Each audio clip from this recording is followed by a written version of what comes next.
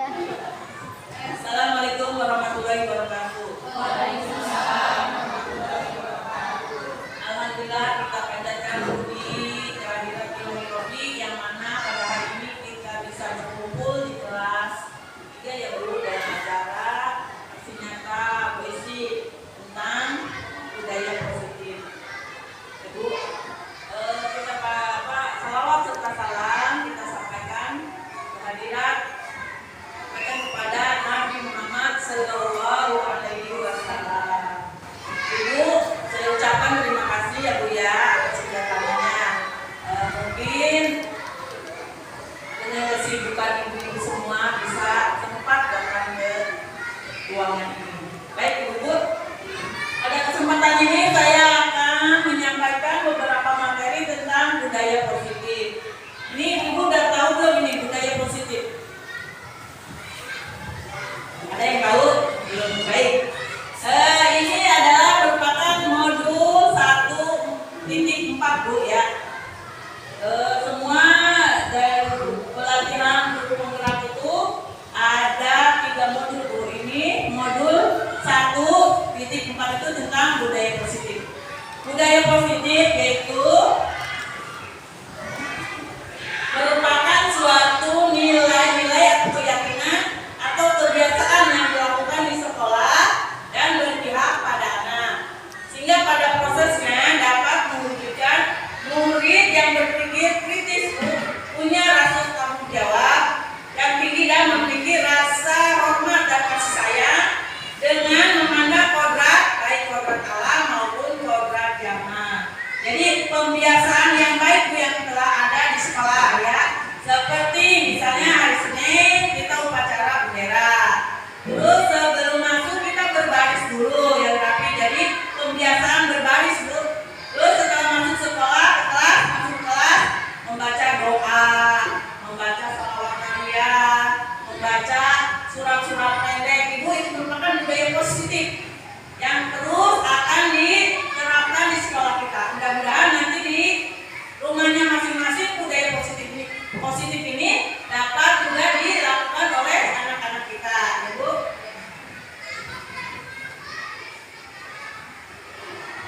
Ya, ada nih pengertian budaya positif. Sebelum kita ke materi yang pertama, saya akan menanyakan dulu pertanyaan pemantik Bu. Apakah ibu-ibu ini semua setuju? Nomor 1 yaitu hukuman dapat mendisiplinkan anak. Setuju tidak Bu? Setuju. Nomor 2, pemberian hukuman dengan hal positif seperti membaca atau membersihkan halaman sekolah dapat meningkatkan disiplin anak. Setuju tidak? Setuju. Nomor 3, memberi penghargaan dapat meningkatkan motivasi belajar anak. Setuju tidak? Setuju. Baik. Terima kasih atas jawabannya. Next. Nah, pada topik eksplorasi konsep ini saya akan menjelaskan nomor 1 disiplin positif dan nilai-nilai kebajikan murid. Kebajikan universal. Kedua, teori motivasi, hukuman dan penghargaan restitusi. Ketiga, tentang keyakinan kelas. Keempat, kebutuhan dasar manusia dan dunia berkualitas. 5, restitusi. 5, posisi kontrol. Yang keenam, restitusi. Segitiga restitusi. Ini ada 6 pembelajaran yang akan kita bahas Bu. Nah, sebelum ini pembelajaran yang pertama yang akan kita. Nah, sebelum ke materi selanjutnya atau yang akan saya sampaikan, kita ada perubahan paradigma dengan mengempalkan tangan kita dulu. Saya akan bagikan ini ke tas. Nanti ibu-ibu tulis. Ya. Dan beritanya.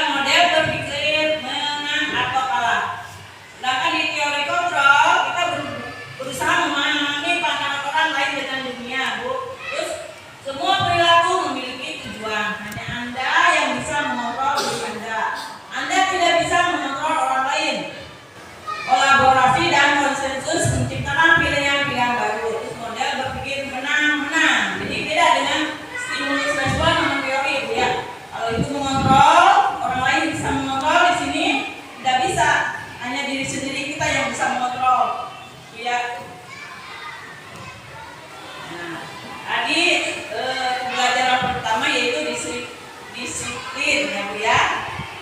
Di sini ada berasal dari mana? Bahasa Latin. Ya, ini disiplina yang artinya makna asal dari kata ini berkomunikasi dengan disiplin diri dari murid-murid. Silakan Bu ya, baca. Yang kedua yaitu nilai-nilai kebajikan universal. Nilai-nilai kebajikan adalah sifat-sifat positif manusia yang merupakan tujuan mulia yang ingin dicapai setiap individu. Nilai-nilai tersebut bersifat universal, itu menyeluruh ya, dan lintas rasa, suku, bangsa, agama maupun latar belakang. Nilai-nilai kebajikan contohnya dia kasih sayang, kejujuran, pokoknya yang baik-baik aja, yang positif gitu.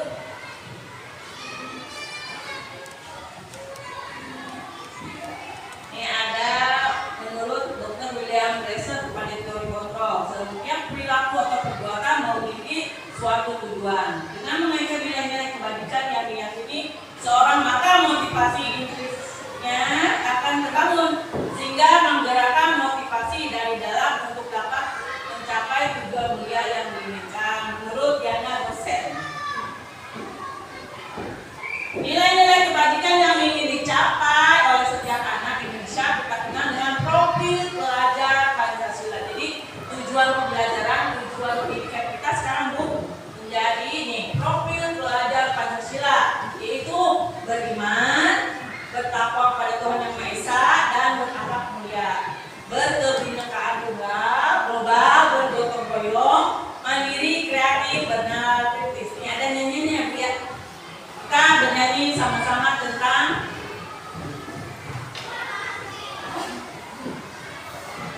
profil Pancasila, profil pelajar Pancasila.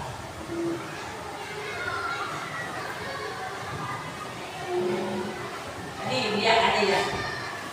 Ada kita di saya share di grup WA. Ibu udah belajar rekannya sama anaknya, udah belajar belum? Ini ada nih.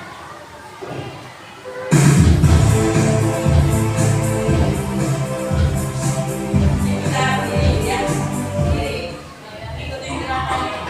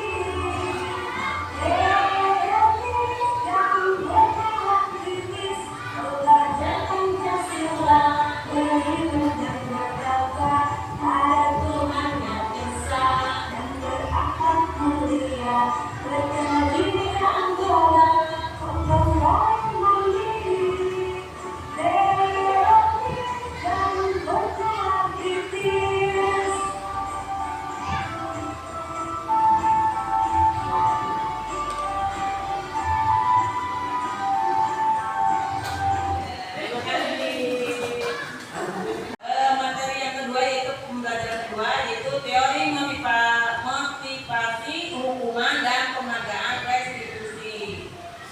Teori motivasi teori motivasi perilaku manusia untuk menghindari ketidaknyamanan atau hukuman. Apa yang akan terjadi apabila saya tidak melakukan? Terus untuk mendapatkan imbalan dari orang lain atau institusi ya. Jadi untuk menghindari ketidaknyamanan atau hukuman, jadi mereka atau anak murid melakukan itu hanya untuk menghindari hukuman Bu. Misalnya kalau upacara dia gesit sekali atau rajin sekali, lebih pagi dari biasanya. Kenapa? Mereka itu takut dihukum Bu ya. Jadi motivasi yang mereka lakukan itu karena takut dihukum ya. Terus untuk mendapatkan imbalan dari orang lain, kayaknya apa yang akan saya dapatkan apabila saya tidak melakukannya? Misalnya nih anak belajar mengerjakan tugas. Ya, dia mengajarkan juga itu bukan karena kesadaran sendiri, Bu, tapi karena nanti dapat imbalan dari guru kalau saya mengerjakan pekerjaan rumah, misalnya ada PR dari orang guru ya, ini mengerjakan nih. Nah, besok kan saya sudah selesai, nanti dapat nilai misalnya 100. Itu jadi bukan kesadaran anak ya, tapi karena ada imbalan nanti dari gurunya dengan memberi nilai 100 ya. Nah, ini ada yang ketiga itu untuk menghargai diri sendiri. Saya akan menjadi orang yang seperti apa bila saya melakukannya. Ini keluar dari dirinya, motivasi sendiri, Bu. Yang disebut dengan motivasi internal. Ya. Jadi dia melakukan sesuatu itu bukan karena dia takut dihukum atau mendapat imbalan, tapi dia ingin menghargai diri sendiri bahwa saya ini seperti ini, rajin, ya, terampil, itu ada dalam dirinya. Jadi motivasi dalam dirinya yang keluar, bukan karena hukuman atau karena nanti dapat imbalan, ya Bu ya. Terus nih, kata merdeka dari Bapak Ki Hajar Dewantara. Bapak Ki Hajar Dewantara ini merupakan pahlawan pendidikan kita ya Bu. Ya. Merdeka dia pendapat ya tentang merdeka. Merdeka itu artinya tidak hanya terlepas dari perintah, akan tetapi juga cakap membuat pemerintah diri sendiri ya Bu. Jadi anak-anak kita itu misalkan mempunyai motivasi dalam diri Bu, bukan karena nanti takut orang tuanya marah dia ke sekolah atau nanti gurunya memberikan imbalan, tapi dia mempunyai kesadaran sendiri Bu dari dalam dirinya. Saya berangkat sekolah dan saya pintar, gitu ya. Nih ada hukuman tadi seperti tadi.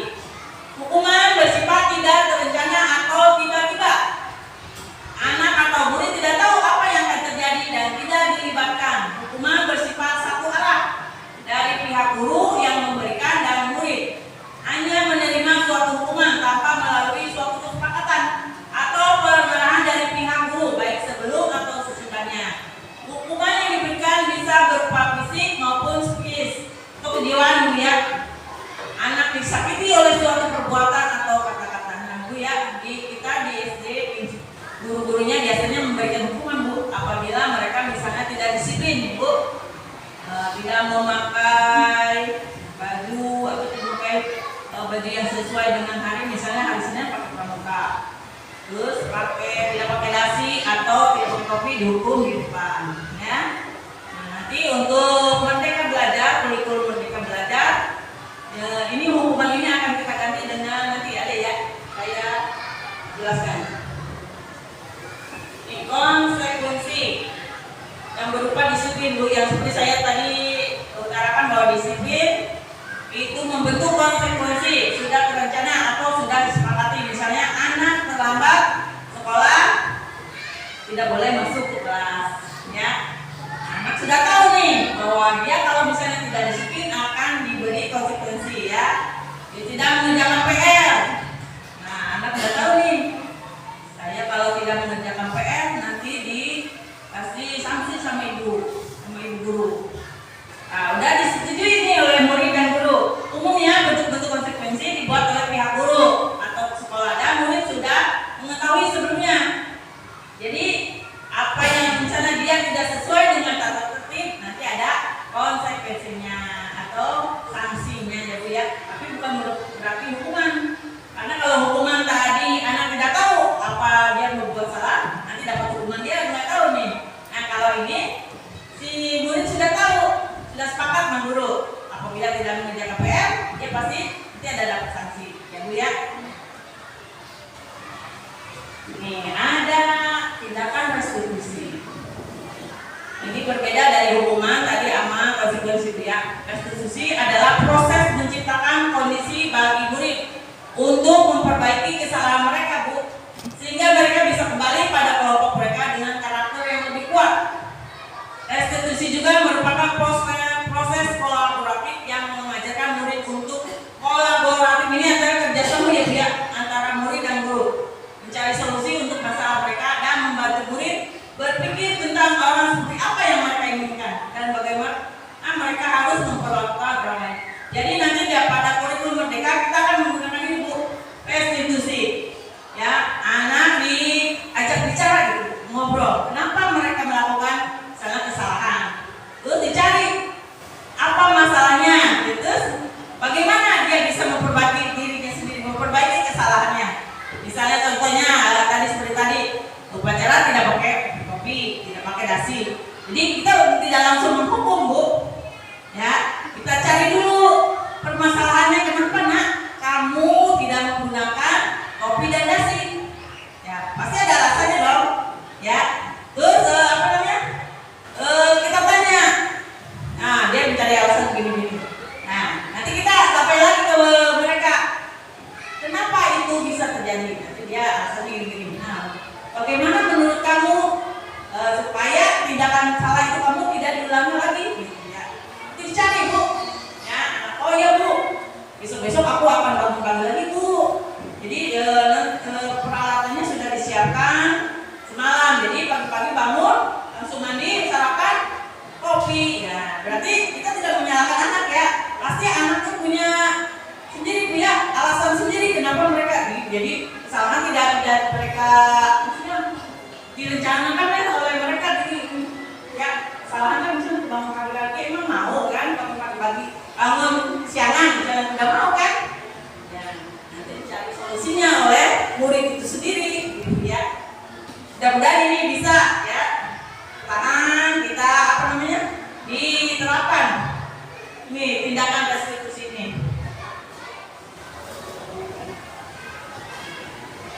Ibu ya, kita misalnya ibu guru nih suka memberi penghargaan. Misalnya anak-anak siapa yang bisa ke depan mengerjakan tugas. Nah, lalu kita kasih penghargaan dulu misalnya, ya apa berupa pensil, buku, gitu apa, oh bagus, gitu ya. Nah, anak-anak itu merasa apa namanya pengaruh jangka pendeknya ada pengaruhnya Bu ya. Yang jangka pendek, jadi anak pusing Bu ya. Karena aku melakukan ini pasti dapat penghargaan nih dari guru, gitu ya. Terus pengaruhnya tidak efektif Bu. Ya, jadi tidak apa namanya kalau kita masih penghargaan belum tentu anak-anak lain bisa mengerjakan yang kita mau yang cepat selesai misalnya ya. Merusak hubungan Bu. Jadi anak-anak nih yang cepat mengerjakan tugas sama yang tidak akan merasa iri atau misalnya dia cepat aja aku lama tidak dapat penghargaan dari ibu gitu kan. Jadi ya anak-anak pembelajaran ketiga yaitu keyakinan kelas ya.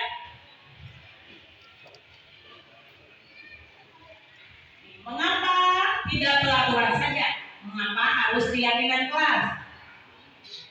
Mengapa kita memiliki peraturan harus menggunakan helm bila mengendarai kendaraan roda 2? Mengapa kita memiliki peraturan 3M menggunakan masker, mencuci tangan dan menjaga jarak 1,5 meter ya Bu? Untuk mendukung motivasi intrinsik. Ya, ini motivasi intrinsik itu motivasi yang ada dari dirinya ya Bu ya, dalam diri anak. Kembali ke nilai-nilai keyakinan. Keyakinan lebih menggerakkan seorang dibandingkan mengikuti serangkaian peraturan. Jadi ini motivasi N dan intrinsik. Kalau ini in dalam diri, kalau ini karena ada misalnya peraturan dari luar yang harus kita patuhi ya Bu ya. Kalau ini udah kesadaran dalam diri ya, kalau keyakinan kelas. Nih, mengapa keyakinan atau kesepakatan kelas Bu? Kita kenal dengan kesepakatan kelas. Karena keyakinan merupakan nilai-nilai kebajikan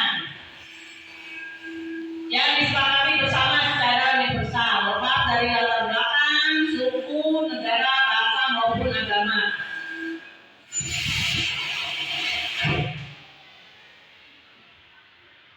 Keyakinan akan lebih memotivasi seorang dari dalam atau memotivasi secara intrinsik. Ya, seorang akan lebih bergerak dan bersemangat untuk menjalankan keyakinan.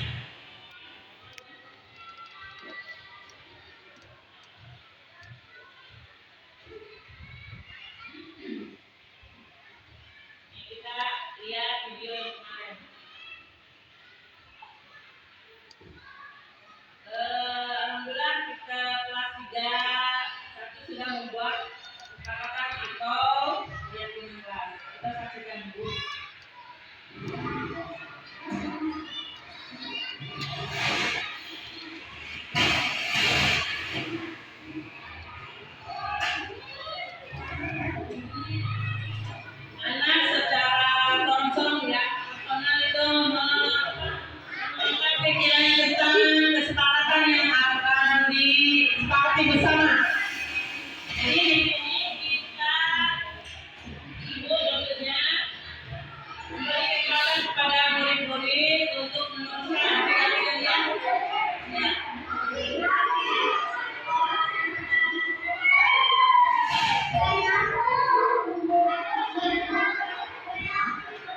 Jadi kelas 3 tidak membuat peraturan Bu, tapi membuat keyakinan.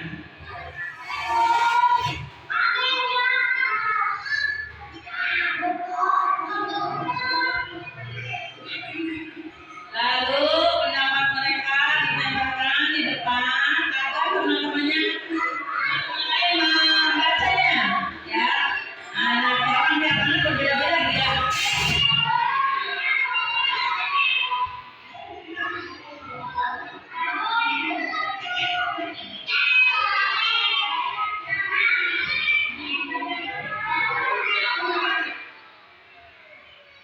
Itu kebutuhan dasar manusia dan dunia berkualitas. Kita nonton dulu sesuai dengan ini ya, materi 4 ini.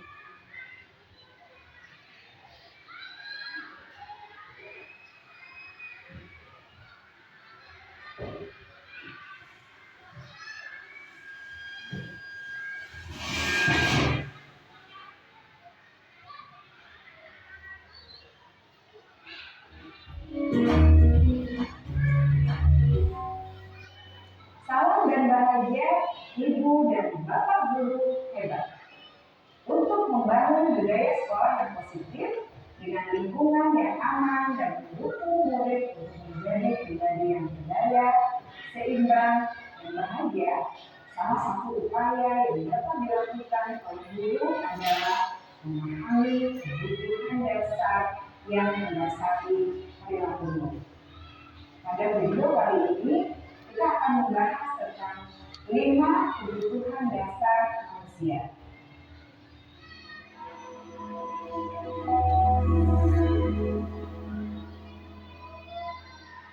Ki Hajar Dewantara dalam salah satu buku lainnya menyatakan, kita ambil contoh perbandingannya dengan hidup tumbuh-tumbuhan. Seorang petani dalam hakikatnya sama kewajibannya dengan seorang pendidik yang menanam padi misalnya. Hanya dapat menuntun tumbuhnya padi.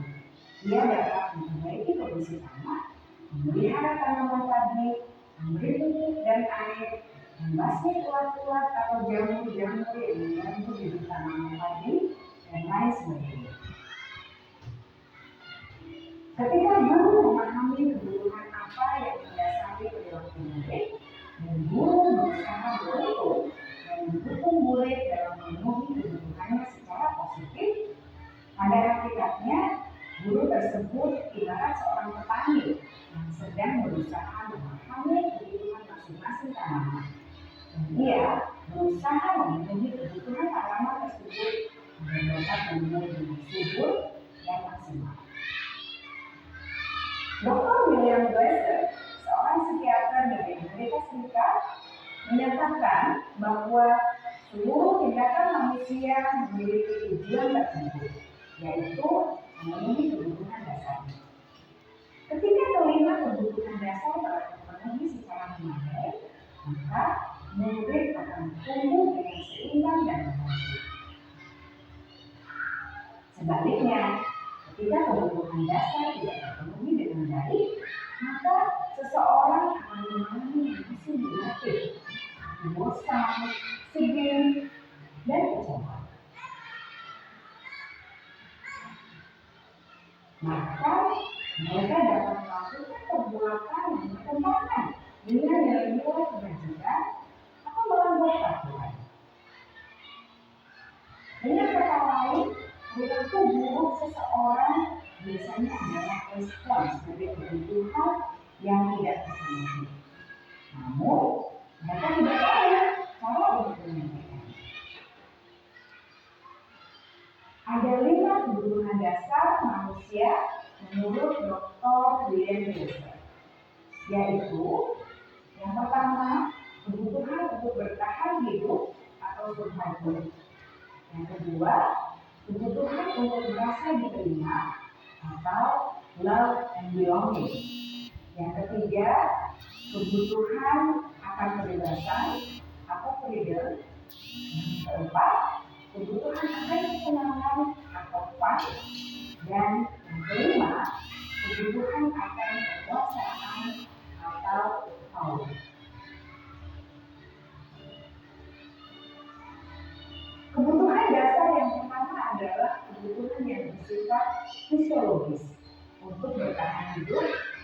survival. Misalnya, kesehatan, rumah, dan makanan. Kebutuhan biologis sebagai bagian dari proses reproduksi termasuk kebutuhan untuk tetap bertahan hidup. Kebutuhan untuk merasa aman juga termasuk dalam kebutuhan ini.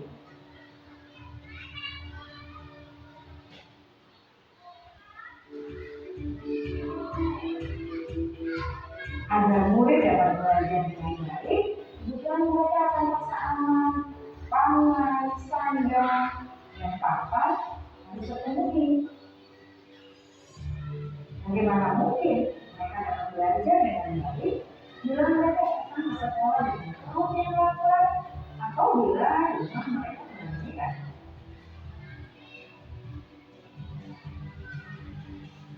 Setelah kita mengetahui kebutuhan pertama yang sebagian besar bersifat fisiologis, mari kita lihat kebutuhan kedua sampai kelima yang semuanya berhubungan dengan psikologis. Mari kita lihat kebutuhan yang kedua, yaitu kebutuhan akan perasaan diterima oleh kelompok atau komunitasnya atau kebutuhan love and belonging. Kebutuhan ini meliputi keinginan untuk tetap terhubung dengan orang lain seperti teman, keluarga, teman kerja, dan kelompok di mana kita tergabung. Setiap murid ingin menjadi bagian yang berharga dari kelas dan juga sekolah. Mereka juga ingin diterima oleh orang lain dan kelompoknya. Bahkan, murid yang terlihat paling kuat pun jauh di dasar hatinya pasti ingin merasa diterima. Sebagai guru, seharusnya kita dapat menerima murid kita apa adanya, sesuai dengan kemampuannya. Karena setiap murid adalah unik. Mereka memiliki kekuatannya masing-masing, sehingga guru seharusnya bisa menciptakan kesempatan untuk murid berkolaborasi dan memiliki relasi satu sama lain. Murid-murid yang memiliki kebutuhan yang besar untuk merasa diterima, biasanya mereka belajar karena suka pada gurunya. Mereka juga suka bekerja dalam kelompok. Kebutuhan yang ketiga adalah kebutuhan kebebasan atau kebutuhan membuat pilihan. Murid harus diberi kesempatan untuk membuat pilihan yang bertanggung jawab atas pilihan yang mereka telah ambil. Memberi mereka kebebasan bukan berarti membiarkan mereka melakukan apa saja yang mereka mau, melainkan lebih memberi mereka kesempatan untuk membuat pilihan, menyuarakan pendapat mereka dengan percaya diri, dan memberi mereka kesempatan untuk mencoba hal yang baru. Pembelajaran dengan metode yang beragam dan menarik juga akan memenuhi kebutuhan murid tentang kebebasan ini. Pembelajaran berdiferensiasi, di mana guru menyediakan beberapa jenis tugas yang bisa dipilih oleh murid sesuai dengan mereka, sangat baik untuk mengembangkan murid menjadi lebih mandiri dan memiliki motivasi internal. Karena kebutuhan akan kebebasan pada dasarnya adalah kebutuhan untuk mandiri, memiliki otonomi, memiliki pilihan, dan mampu mengendalikan arah diri sendiri.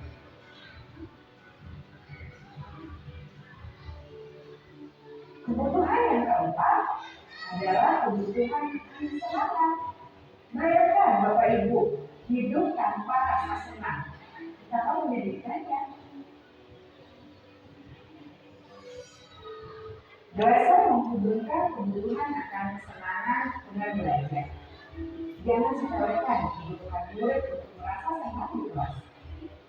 Sebagai guru, jangan ragu-ragu dengan sengaja memasukkan kegiatan yang menyenangkan dalam kelas. Murid-murid dengan kebutuhan dasar kesenangan yang tinggi ingin menikmati apa yang mereka lakukan. Mereka juga konsentrasi tinggi saat mengerjakan hal-hal yang disenangi.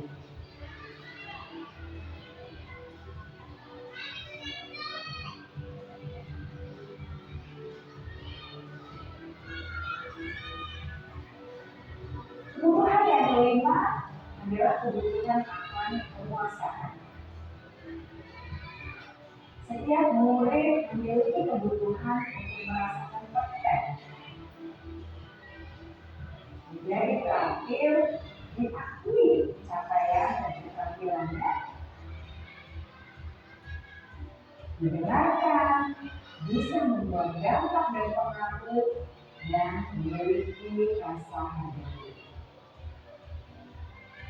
Mereka sebaiknya diberi kesempatan membuat keputusan tentang hal-hal yang penting dalam hidupnya yang tidak merasa dikontrol oleh siswa. Pada murid yang telah menginjak usia remaja, seringkali mereka merasa tidak memegang kendali atas kehidupannya sendiri, karena guru kerap kali berpengaruh dalam mengambil keputusan. Murid-murid yang memiliki kebutuhan dasar akan penguasaan yang tinggi biasanya selalu ingin menjadi pemimpin. Mereka juga suka mengamati sebelum mencoba hal-hal yang baru. Mereka juga perfeksionis dan merasa kecewa bila melakukan kesalahan.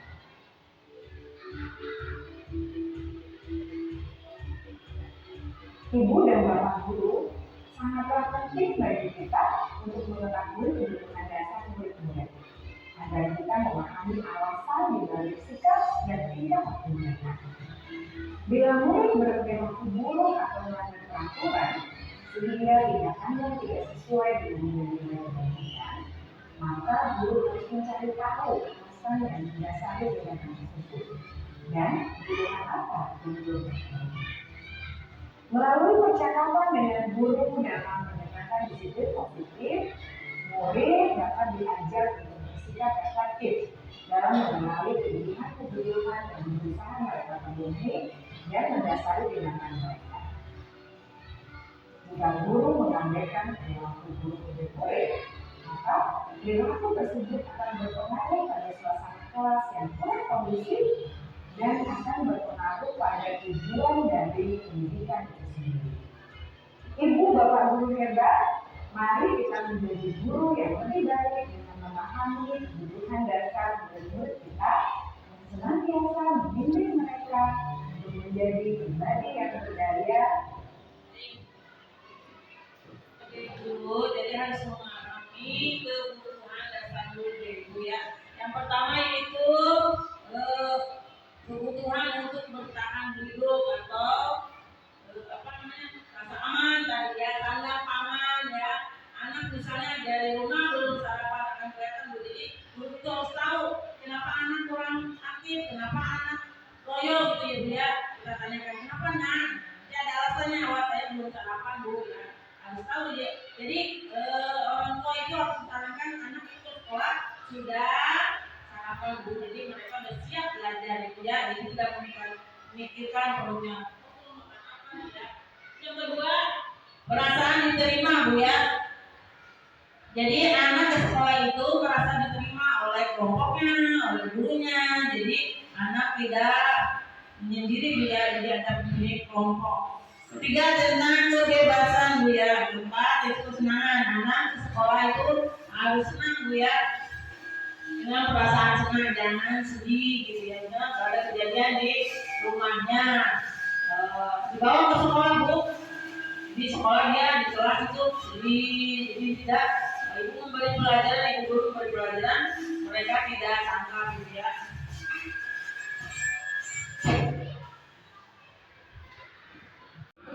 Pembelajaran kelima yaitu tentang 5 posisi kontrol Ibu. Di sini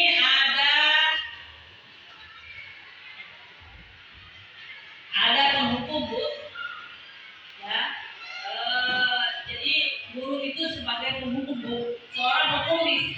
menggunakan hukuman fisik maupun verbal. Orang-orang di dalam posisi hukum senantiasa mengatakan bahwa sekolah memerlukan sistem atau alat yang dapat lebih menekankan murid-murid lebih dalam.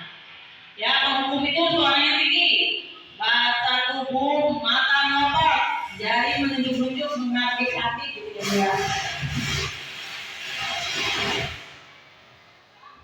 Hasilnya kemungkinan murid marah dan mendendam atau bersifat agresif. Bisa jadi sesudah kembali duduk murid tersebut akan mencoret-coret bukannya atau menjijik-jijik tersebut.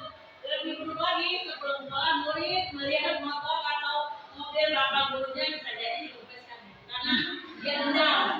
Ya, dendam karena sudah dihukum, akhirnya ini jiwanya dia mendendam jadinya. Terus membuat merasa bersalah. Ada posisi ini biasanya guru akan bersuara lebih lembut, membuat rasa bersalah dan menggunakan keningan yang membuat orang lain merasa tidak nyaman. Membuat merasa bersalah ini nada suaranya yang jelas, bahasa tubuhnya yang merapat padanya dan itu. Murid akan merasa bersalah dengan apa yang dia lakukan ya. Dan telah mengecewakan ibu atau bapak guru. Murid akan merasa menjadi orang yang gagal dan tidak sanggup membahagiakan orang lain.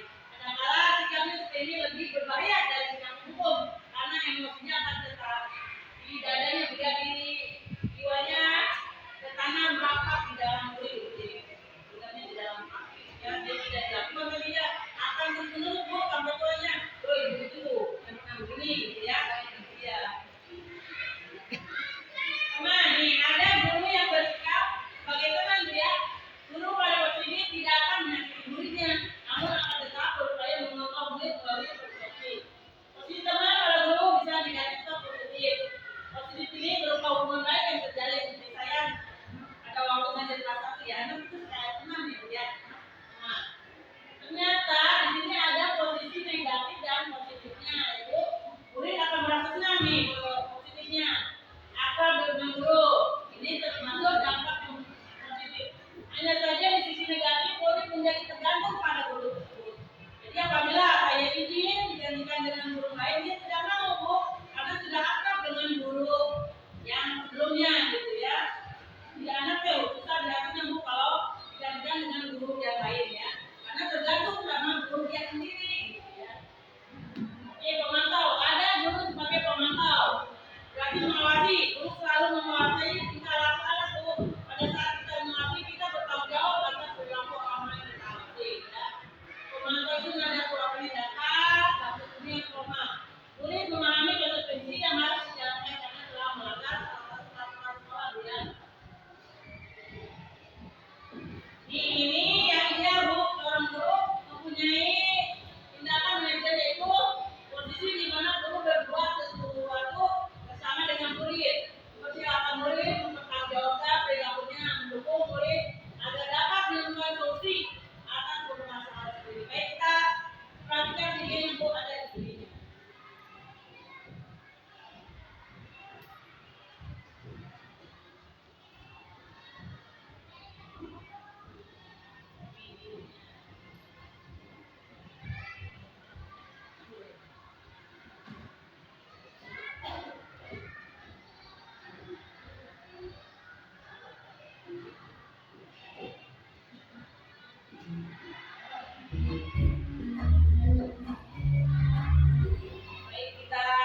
Saya bahagia ibu dan bapak guru hebat. Lima posisi kontrol yang dilakukan oleh guru dan bapak guru yang Salah satu selama ini dilakukan. 5 posisi kontrol. 5 posisi kontrol dalam institusi adalah proses perjalanan seorang pendidik agar dapat mengenali dirinya. Pada video kali ini, kita akan membahas tentang 5 posisi kontrol yang digunakan oleh Brian Groeser dan contoh penerapannya.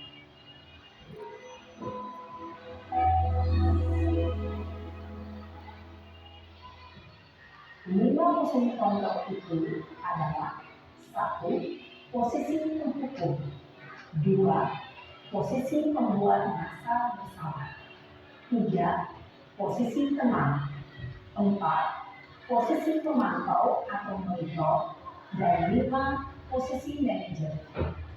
Untuk lebih memahami kelima posisi tersebut, mari kita saksikan kasus Naren yang terlambat hadir 20 menit di sekolah dan melihat bagaimana kelima posisi kontrol dalam menghadapi masalah tersebut. Buku ya, untuk yang gurunya seperti buku.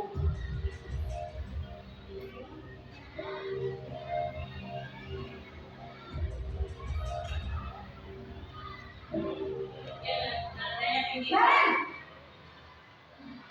Sini kamu! Maaf Bu. Kemana kamu terlambat? Kamu deh, pasti terlambat. Maaf Bu. Saya Apa? Apa coba? Alasan kamu apa lagi? Kapan sih kamu tidak terlambat? Malas sekali ya kamu jadi anak. saya Dasar pemalas. Gak kamu kapok sih kamu. Sudah berapa kali terlambat? Sana, kamu keliling lapangan basket 2 kali. kenapa saya harus beli lapangan basket Bu? Kenapa? Kamu lawan ibu. Berani-beraninya jawab. Sudah terlambat, masih berani jawab pula. Sekarang, keliling lapangan basket 5 kali sekalian. Biar kapok. Pergi sana ke lapangan basket. Posisi pendukung biasanya berbicara dengan nada tinggi, menghabis, menunjuk-nunjuk, menyakiti, dan menuduh. Hukuman bisa berupa fisik maupun psikis. Ibu dan bapak guru hebat. Dampak yang terjadi pada murid ketika guru berada pada posisi pendukung adalah murid cenderung akan memberontak, bahkan menyimpan dendam.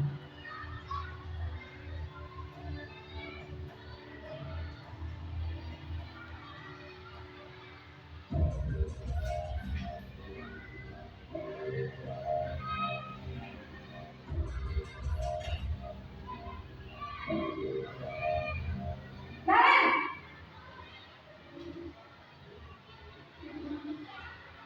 Selamat pagi Bu.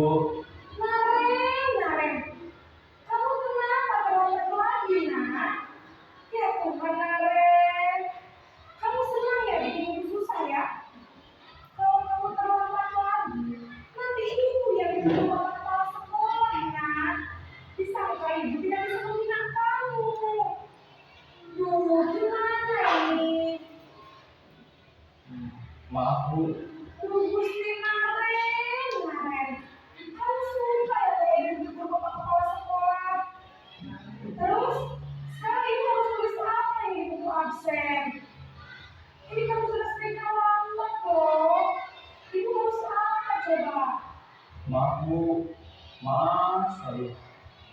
Ya sudah, lain kali jangan bikin ibu susah lagi anak ya. Ibu tidak akan kuat lagi kalau kamu begini terus. Bisa jantungan kalau ibu berubah kelas semua. Sekarang cepat kelas. Maaf ya Bu. Maaf sekali. Posisi pembuat rasa bersalah berbicara dengan nada tenang, cenderung lembut.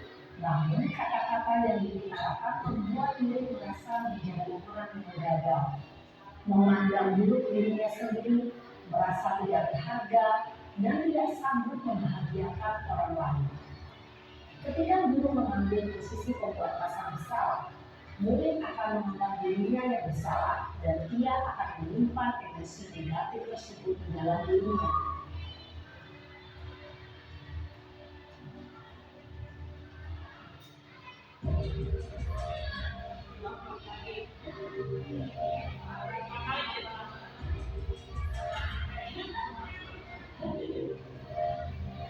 Naren!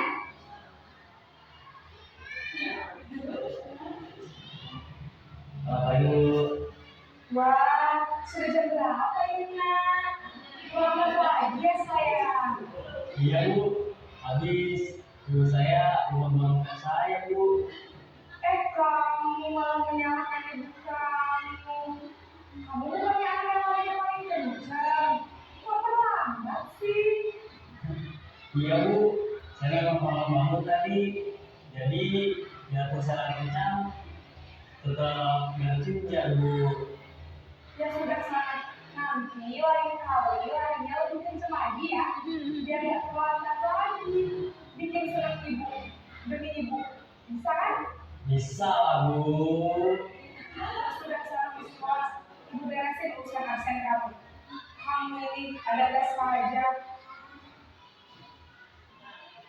Dalam posisi teman, guru berbicara dengan nada suara ramah, akrab, cenderung bersenda gurau untuk menjaga suasana tetap santai.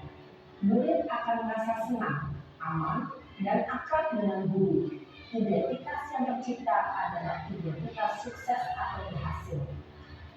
Namun, perlu diingat, karena ini masih dorongan eksternal, maka ada faktor ketergantungan dari murid kepada orang tertentu. Di sini, guru absennya, sehingga di lain waktu, murid bisa berperilaku baik, namun hanya kepada orang-orang tertentu saja.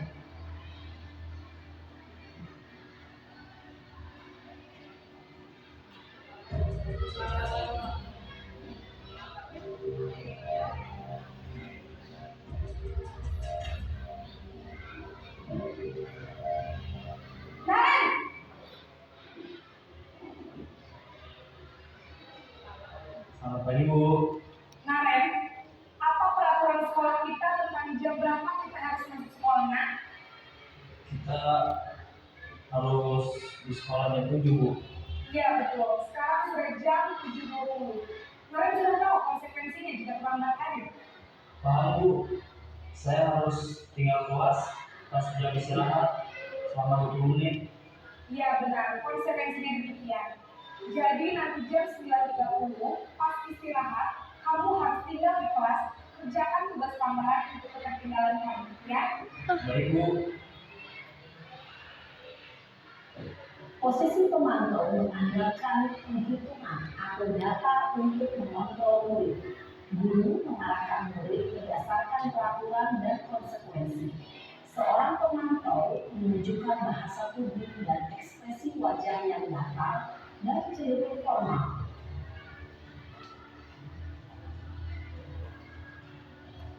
Ini ada posisi manajer ya, posisi ideal seorang guru itu mengatasi masalah anak.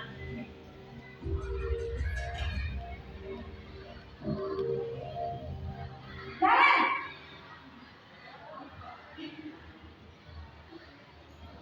Selamat pagi Bu. Selamat pagi, Naren. Maaf Bu, saya terlambat. Iya, sekolah masuknya jam 7, sekarang sudah jam 7.20. Jadi sekarang bagaimana ini, Naren? Maaf Bu, saya lupa style alarm saya semalam. Baiklah, menurut kamu, keyakinan sekolah yang mana yang perlu kamu tingkatkan? Menghargai diri sendiri dan orang lain mungkin ya Bu. Setuju. Jadi, apakah Naren meyakini prinsip saling menghormati tersebut? Iya Bu, saya meyakininya. Apakah Naren bersedia memperbaiki masalah keterlambatan ini? Bersedia Bu. Bagaimana kamu akan memperbaiki masalah keterlambatan ini? Saya akan coba untuk tidak lupa menyetel alarm saya Bu. Baik, kalau Naren punya pengalaman di rumah, ada orang yang kira-kira bisa bantu mengingatkan tidak? Ada Bu, kakak saya, Kak Emma. Ada lagi selain Kak Emma? Selain Kak Emma, ada ibu saya. Baik, jadi yang mengingatkan Naren adalah Kak Emma dan ibu Naren. Kira-kira akan mulai secara alarm kapan nih, Naren? Setelah pulang sekolah, akan segera saya lakukan. Baik, jadi Naren akan setel alarm untuk bangun besok pagi dan akan diingatkan oleh kakak dan ibu dan Naren ya. Ada lagi yang mungkin perlu dilakukan, Naren, agar tidak terlambat bangun lagi. Tidak ada Bu. Baik, Naren, terima kasih untuk kerjasama kamu. Sekarang kamu perlu kembali ke kelas untuk belajar. Baik Bu, terima kasih. Posisi manajer adalah posisi kontrol yang disarankan untuk membimbing murid memiliki sikap disiplin yang positif, yaitu murid yang mandiri, bertanggung jawab, dan dapat memecahkan masalah. Tujuan dari posisi ini adalah agar murid dapat berefleksi atas tindakannya. Guru akan dengan terus memberikan pertanyaan-pertanyaan bermakna, sehingga membuat murid dapat belajar dari kesalahannya dan mencari sebuah solusi untuk menyelesaikannya. Ibu dan bapak guru hebat, setelah mengamati adegan kelima posisi kontrol tadi, kira-kira posisi mana yang paling ideal? Posisi mana yang dapat menunjang motivasi prinsip murid? Ya, tentu posisi manajer. Posisi ini memang posisi ideal yang ingin dituju setiap pendidik. Pada posisi inilah, guru dapat menerapkan disiplin positif dan berpihak pada murid, yang memerdekakan murid. Perjalanan seorang pendidik tentunya tidak mudah untuk sampai pada posisi seorang manajer. Namun, tujuan kita pasti, yaitu menciptakan murid yang mandiri, merdeka, dan bertanggung jawab. Semoga penggambaran 5 posisi kontrol yang telah diperlihatkan ini dapat menjadi ajang refleksi bagi kita semua, agar dapat terus mengasah dan menerapkan disiplin positif yang memerdekakan murid. Mari terus berlatih dan bersemangat. Terima kasih. Setelah kita menyaksikan video tadi, kalau disebutkan bahwa posisi manajer itu sangat ideal ya Bu ya, yang diterapkan di sekolah itu. Jadi kita tidak lagi menghukum, ya, menghukum atas kesalahan. Tadi kami mencari solusi bersama murid itu, bagaimana mereka memecahkan masalah mereka sendiri. Lalu apa tindakan yang dilakukan?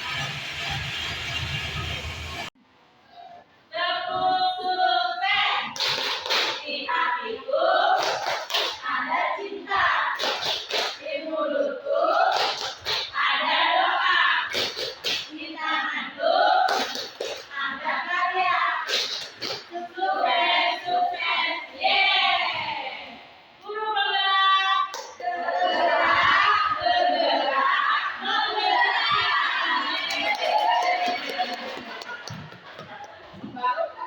Yaitu segitiga restitusi ya Bu. Ini sisi 1, menstabilkan identitas.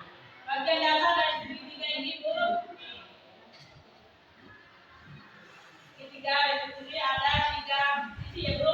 Sisi dasar, sisi kiri dan sisi kanan.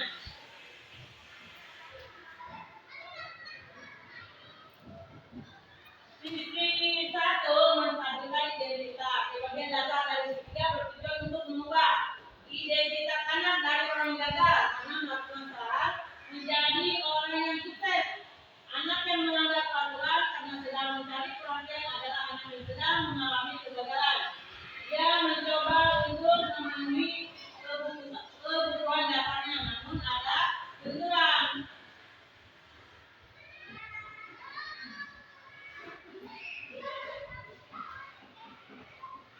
Sisi kedua yaitu validasi tindakan yang salah. Setiap tindakan kita dilakukan dengan suatu tujuan, yaitu memenuhi kebutuhan dasar. Kalau kita memenuhi kebutuhan dasar, apa yang mendasari sebuah tindakan? Kita akan bisa menemukan cara yang paling efektif untuk memenuhi kebutuhan tersebut. Sisi ketiganya yaitu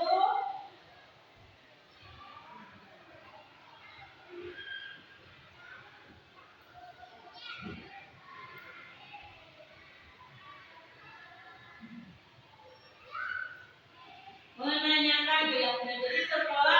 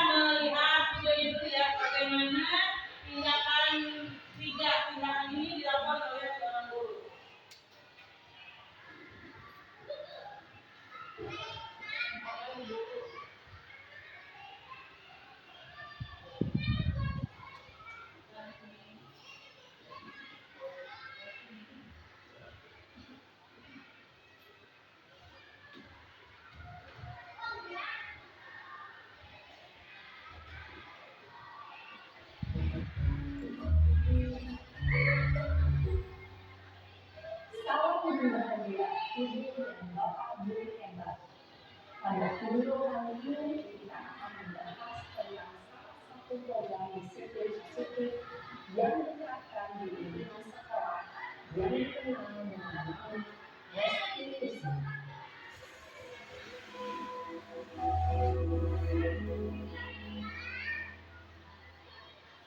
Restitusi dikembangkan oleh pakar pendidikan dan dosen berlandaskan pada teori kontrol Indonesia. Segitiga restitusi adalah suatu proses dialog yang dijalankan oleh guru atau orang tua agar dapat menghasilkan murid yang mandiri dan bertanggung jawab. Pada saat guru di posisi manajer, aspek yang dikembangkan pada murid adalah motivasi intrinsik, sehingga penanaman nilai-nilai kebajikan dapat tumbuh dan berkembang menjadi suatu kebiasaan positif yang akhirnya membentuk karakter murid. Proses dialog ini terdiri dari 3 langkah yang digambarkan pada ketiga sisi pada segitiga restitusi. Sisi pertama adalah menstabilkan identitas. Sisi yang kedua adalah validasi tindakan yang salah.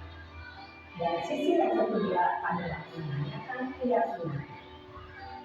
Ibu dan bapak guru, berikut ini akan menunjukkan bagaimana seorang guru berada dalam posisi manajer menggunakan penerapan segitiga restitusi.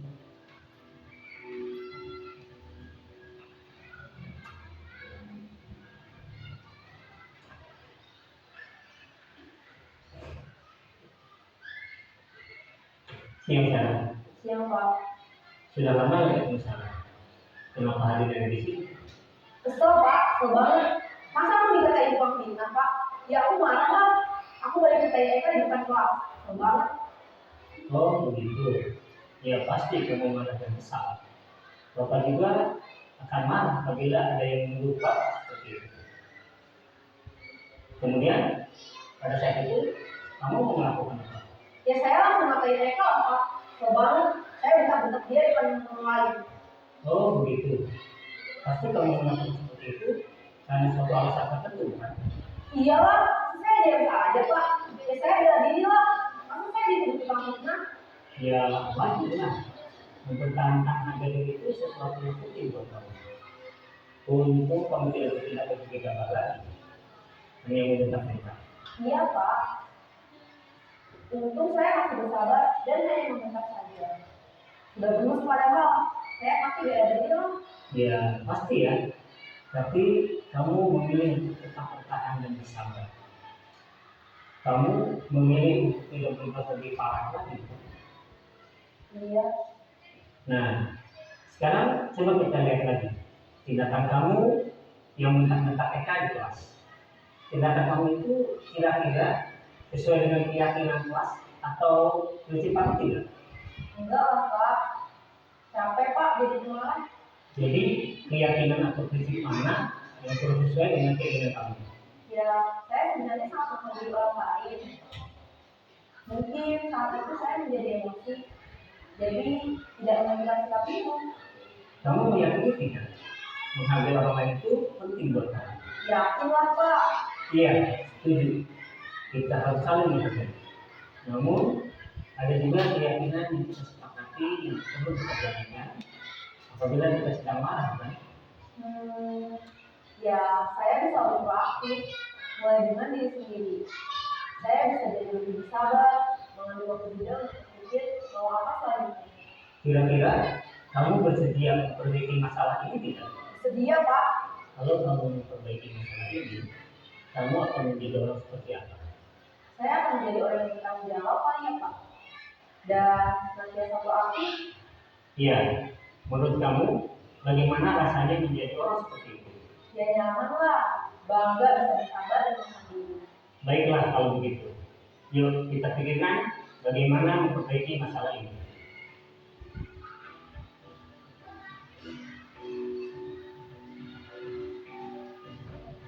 Ibu dan bapak guru hebat. Baru saja kita menyaksikan contoh bagaimana seorang guru berada dalam posisi manajer menggunakan penerapan segitiga restitusi. Mari kita bahas satu persatu.